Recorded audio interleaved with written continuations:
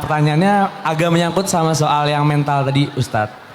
Pasti teman-teman juga di sini mungkin banyak yang relate ya, karena kita pasti ada beberapa punya kenalan atau temen tuh yang kayak sebenarnya menguji mental kita gitu kadang. Bahkan sosial medianya juga tuh kalau kita lihat tuh kayak, aduh, bikin mental nggak kuat gitu ngelihatnya. Nah, sampai akhirnya tuh Acit mutusin buat kayak coba cut off dia, tapi diem-diem gitu loh. Maksudnya kayak kita unfollow atau enggak kita remove dia dari kehidupan kita gitu kan. Nah, tapi beliau ini tuh sadar gitu sampai kayak kenapa sih kok gue di cut off gitu kan. Padahal kita memang tujuannya baik gitu, biar kayak udahlah kita masing-masing aja, nggak usah saling kenal lagi untuk kebaikan masing-masing. Tapi nggak tega juga di satu yang sama, kayak dia jadi ngerasa kayak dimusuhin gitu. Nah, gimana Ustadz solusinya biar dia juga nggak ngerasa kita cut off, tapi aku nggak mau kena negatifnya dari dia gitu.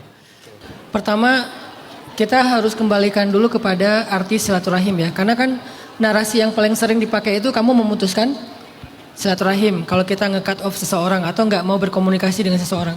Sejak kapan arti silaturahim itu saling following?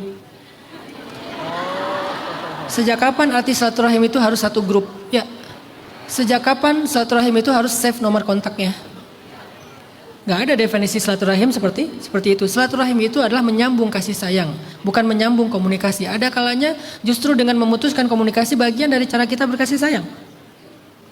Bagian dari cara kita untuk memberikan kebaikan kepada dua-duanya, kita dan orang itu adalah dengan memutuskan komunikasi. Kenapa? Kalau kita masih keep kontak, masih sering chat atau komunikasi, itu lebih banyak mudaratnya daripada manfaatnya.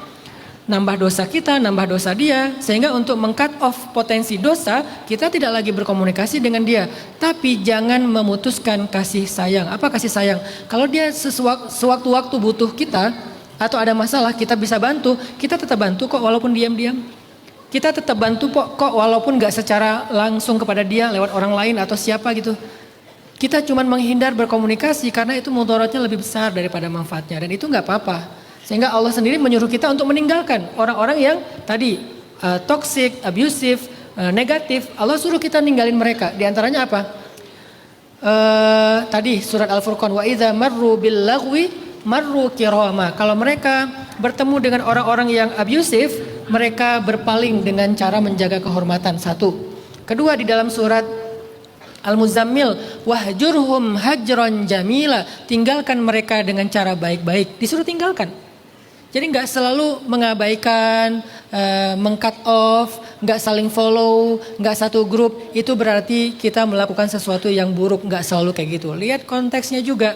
Kalau konteksnya justru memperburuk keadaan dan banyak mudarat, nggak apa-apa dengan tindakan itu.